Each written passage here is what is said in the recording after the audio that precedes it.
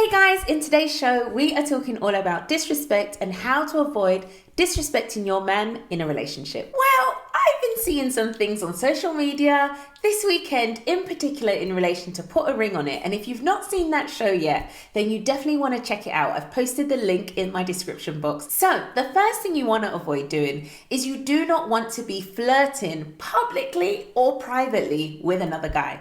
Now, ladies, we know how to do flirtation, whether that's through your body language, whether that's through your tone of voice, whether that's just through what you say actually. And in this episode here, and I've linked it in the description box, Ashley does pretty much all three of those things in public. When she has the interaction with Kwame, her whole body language, her whole tone of voice, she's got like those dreamy eyes and she's just like, hey. Oh my God, guys, I was watching this thinking to myself, what in the world, Ash, are you doing? Like, your man is right beside you.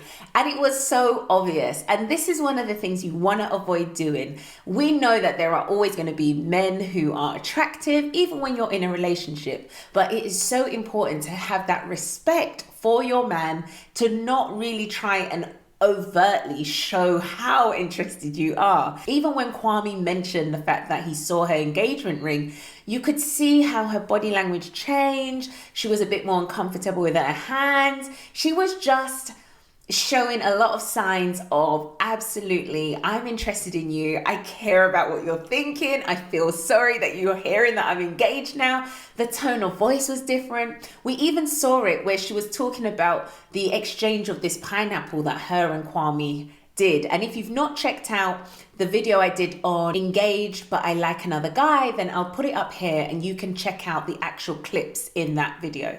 Now here she exchanges a pineapple between herself and Kwame, and you see how they actually go in and, well, Kwame goes in and they actually kiss.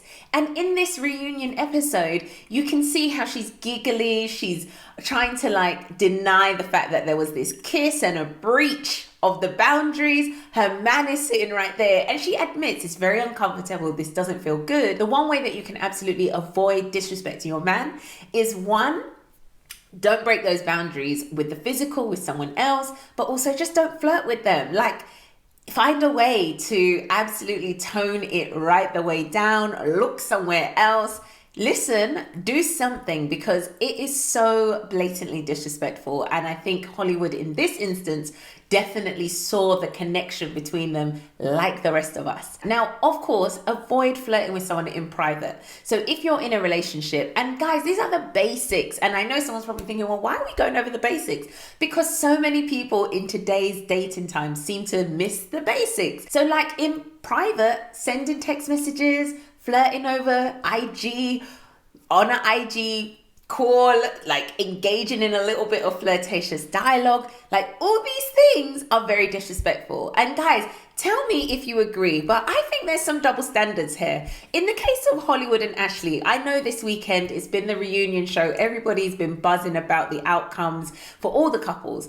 But in particular, Ashley, who is engaged to Hollywood, had a conversation with Kwame, and when I saw that conversation, I personally felt like, hold up, this is IG, right? There was just a lot of flirtation going on in that phone call. And I just thought to myself like, wow, this is a public arena again. And how is your man feeling if he should stumble across this same IG live and actually be watching this conversation play out? Is it something that you would want done to you? And I always say the best way to know if you're being respectful or being disrespectful or need to rein something in, if you flip the script and you actually put yourself in your partner's shoes, would you be okay with them doing exactly what you're doing? If it's a no, then pretty much cut it out. Okay, so the next point leads in from the first point. Always show your man the utmost respect in public. Like, this is basic again, but it is so easy to fall down on this. And everything I'm sharing are lessons I've learned, lessons I've observed from others, and just things that I think as ladies, we definitely need to remind each other of every now and again. Always try and edify your man. Like, no one's saying to tell lies, no one's saying to make him better than what he is, but edification is about really drawing on some of the strengths, the positives, the great qualities about that person, especially in public. The Bible speaks about the power of the tongue, and ladies, we know our tongue,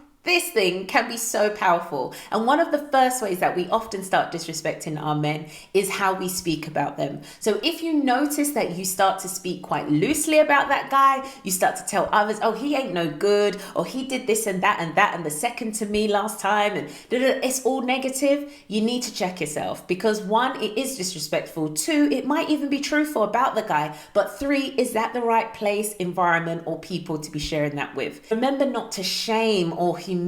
That might never be your intention, but for a man, that can definitely be how it comes across. And don't try to do things that may emasculate him or break his self-esteem. You know, really try and actually look for some positives. And if you can't find any, keep this shut. Okay, so one of the most important points is do not threaten or try and always suggest to him like, well, you can leave if you don't like it, or you know where the door is, don't let it hit you on the way out, or you know, he's free to do what he wants. Like literally going out there in public often or telling others, I don't mind if you stay or go, especially if you're telling that to others.